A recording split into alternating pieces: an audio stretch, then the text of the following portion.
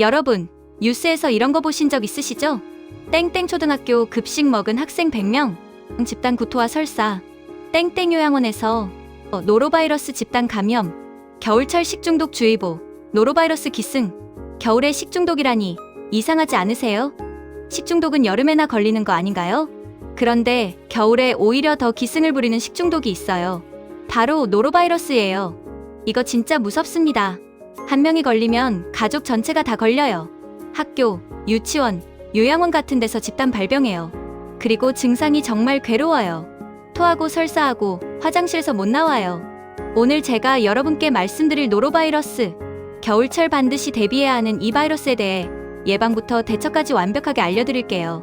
안녕하세요. 오늘은 노로바이러스에 대해 깊이 있게 이야기해보려고 합니다. 끝까지 집중해서 들어주세요. 제 조카 이야기부터 시작할게요. 작년 겨울이었어요. 조카가 다니는 어린이집에서 노로바이러스가 집단 발병했어요. 한 아이가 갑자기 토하기 시작했는데 그 다음 날부터 우르르 아이들이 다 토하고 설사하고 우리 조카도 걸렸어요. 밤에 갑자기 토하기 시작하더니 1시간에 한 번씩 토하는 거예요. 물만 마셔도 토하고 그리고 설사도 계속하고 기저귀를 채워도 소용없을 정도로 물설사가 쏟아져 나왔대요. 동생 부부가 응급실로 데려갔어요. 탈수 위험이 있었거든요. 병원에서 링거 맞고 이틀 정도 있다가 퇴원했어요. 그런데 문제는 거기서 끝이 아니었어요. 조카 엄마인 제 동생이 그 다음날 걸렸어요. 똑같은 증상이요. 토하고 설사하고 그리고 하루 뒤에는 조카 아빠까지 온 가족이 다 쓰러진 거예요. 할머니가 와서 간호해 주셨는데 다행히 할머니는 안 걸렸대요. 일주일 동안 정말 지옥이었다고 하더라고요. 한 명씩 돌아가면서 토하고 설사하고 빨래는 산더미처럼 쌓이고 집 안 소독하느라 정신없고 노로바이러스, 이게 바로 겨울철 공포예요. 노로바이러스가 뭐냐면요. 급성 위장관염을 일으키는 바이러스예요. 노워크 바이러스라고도 불리는데 1968년 미국 오하이오주 노워크라는 마을에서 처음 발견됐대요. 이 바이러스의 가장 큰 특징이 뭐냐면 겨울에 기승을 부린다는 거예요. 보통 식중독은 여름에 많잖아요. 더운 날씨에 음식이 상해서 그런 거죠. 그런데 노로바이러스는 반대예요. 추운 날씨를 좋아해요. 11월부터 다음 해 3월까지 겨울 동안 가장 많이 발생해요. 왜냐하면 노로바이러스는 낮은 온도에서 더 오래 살아남거든요. 그리고 겨울에는 사람들이 실내에 많이 모여 있고 환기를 잘 안 하니까 전염이 더 잘 되는 거예요. 그리고 두 번째 특징, 전염력이 미친 듯이 강해요. 단 10개의 바이러스 입자만 있어도 감염될 수 있어요. 코로나 바이러스보다 훨씬 전염력이 강해요. 그래서 한 명이 걸리면 주변 사람들이 우르르 다 걸리는 거예요. 세 번째 특징, 소독이 어려워요. 일반 알코올 손소독제로는 안 죽어요. 락스 같은 염소계 소독제를 써야 해요. 그래서 일반 손소독만으로는 예방이 안 되는 거죠. 네 번째 특징, 면역이 잘 안 생겨요. 한 번 걸렸다고 안 걸리는 게 아니에요. 몇 달 후에 또 걸릴 수 있어요. 노로바이러스는 종류가 여러 가지고 계속 변이하거든요. 무섭죠? 그래서 노로바이러스는 겨울 불청객이라고 불려요. 노로바이러스는 어떻게 전염될까요? 가장 흔한 경로는 음식이에요. 오염된 음식, 특히 굴 같은 조개류를 날 것으로 먹으면 걸릴 수 있어요. 굴은 바닷물을 걸러서 먹고 사니까 바닷물에 노로바이러스가 있으면 굴 안에 농축돼요. 그걸 날 것으로 먹으면 감염되는 거죠. 그리고 오염된 물, 지하수나 약수 같은 거요. 제대로 소독되지 않은 물을 마시면 위험해요. 하지만 가장 흔한 전염 경로는 사람 간 전염이에요. 감염된 사람의 분변이나 구토물에 바이러스가 엄청 많이 들어있어요. 그걸 만진 손으로 음식을 먹거나 얼굴을 만지면 감염되는 거예요. 특히 구토물이 위험해요. 노로바이러스 환자가 토하면 그 구토물이 공기 중에 퍼져요. 미세한 입자가 바닥에 떨어지고 그게 마르면서 먼지처럼 날려요. 그걸 들이마시거나 그 위를 걸어서 신발에 묻어서 집으로 가져가거나 이렇게 전염되는 거예요. 그래서 학교나 어린이집에서 한 아이가 토하면 그 교실 아이들이 줄줄이 걸리는 거예요. 구토물 처리를 제대로 안 하면 더 위험하고요. 그리고 노로바이러스는 문손잡이, 수도꼭지, 변기, 식탁, 장난감 등 모든 곳에 묻어 있을 수 있어요. 감염자가 만진 곳은 다 오염된다고 봐야 해요. 증상은 뭐냐면요. 구토와 설사예요. 이게 주 증상이에요. 감염되고 12시간에서 48시간 후에 증상이 시작돼요. 갑자기 구역질이 나면서 토하기 시작해요. 한 번 토하고 끝나는 게 아니라 계속 토해요. 몇 시간 동안 계속요. 물만 마셔도 토하고 침만 삼켜도 토하고 그리고 설사, 물설사가 하루에 수십 번 나와요. 화장실에서 거의 못 나와요. 배가 아프고 경련이 일어나고 열도 나는데 고열은 아니에요. 38도 정도의 미열이 대부분이에요. 그리고 온몸이 쑤시고 아프고 두통도 와요. 가장 위험한 건 탈수예요. 토하고 설사하면서 몸에서 수분이 계속 빠져나가거든요. 특히 아기나 어린이, 노인은 탈수가 빨리 와서 위험해요. 탈수 증상은 뭐냐면 입이 바짝바짝 마르고 소변이 안 나오고 피부가 탄력이 없어지고 어지럽고 심하면 의식이 흐려져요. 이러면 응급실로 가야 해요. 다행히 노로바이러스는 증상은 심하지만 대부분 2에서 3일 지나면 저절로 좋아져요. 심각한 합병증은 드물어요. 하지만 그 2에서 3일이 정말 지옥 같아요.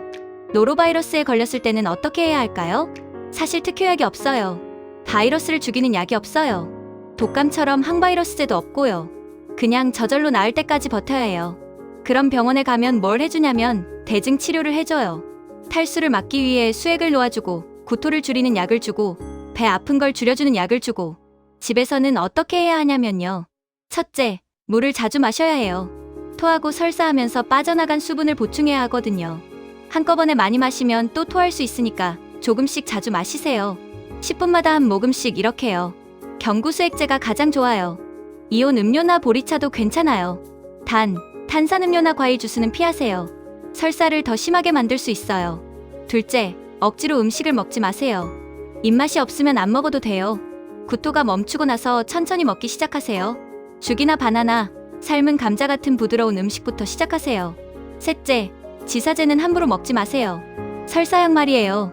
설사는 몸이 바이러스를 밖으로 내보내는 과정이에요.